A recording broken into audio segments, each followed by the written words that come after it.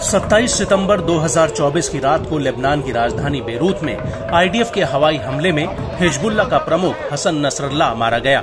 Nasrallah के साथ ईरानी सेना के कई कमांडर भी इस हमले में ढेर हो गए और इस हमले के बाद से ही इजराइल पर ईरानी हमले का खतरा मंडरा रहा था, जो एकदम सच साबित हुआ। दरअसल 1 अक्टूबर 2024 की रात को ईरान ने एक साथ इजराइल पर करीब 200 से ज्यादा मिसाइलें फायर कर दी। हालांकि इजराइल के अनुसार इनमें से अधिकतर मिसाइलों को इजरायली एयर डिफेंस सिस्टम और अमेरिकी सेना ने इंटरसेप्ट कर लिया था। हैरान करने वाली बात ये रही कि इनमें से कई बैलिस्टिक मिसाइलें थी और एक मिसाइल तो तेल अवीव के मोसाद के हेडक्वार्टर के पास जा गिरी।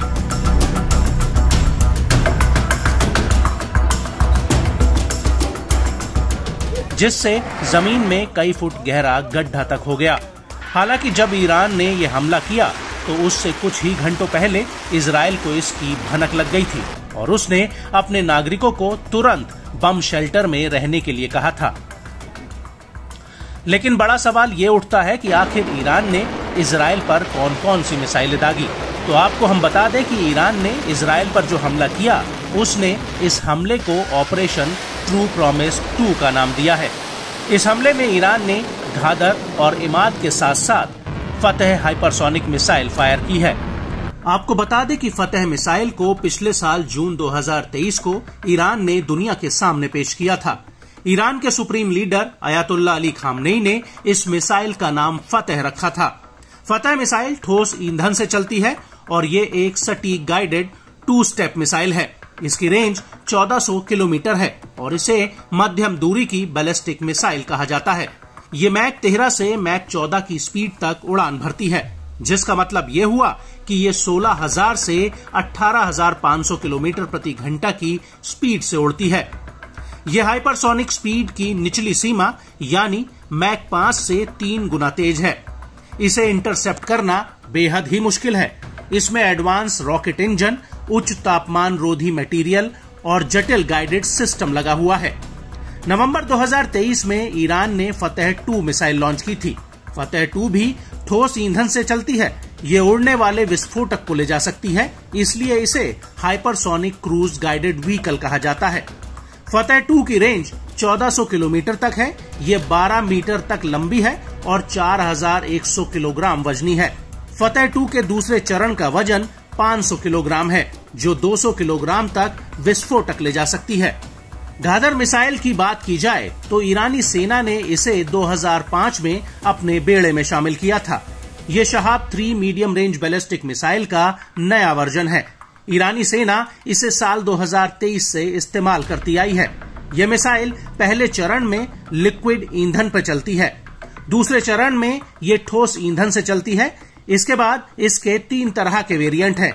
घादर एस, जिसकी रेंज 1350 किलोमीटर है, घादर एच की रेंज 1650 किलोमीटर है और घादर एफ की रेंज 1950 किलोमीटर है। इसकी लंबाई 15.86 से 16.58 मीटर है। इसका वजन 15 से 17.5 टन के बीच है। इसके वर्जन के मुकाबले इसकी लंबाई ज्यादा है, जिसकी वजह से इसमें ज्यादा ईंधन आता है और इसके ऑक्सीडाइजर टैंक बड़े हैं।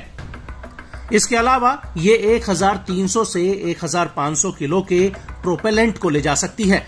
इसकी वजह से इसका इंजन 10 या इससे ज्यादा सेकंड तक काम कर सकता है।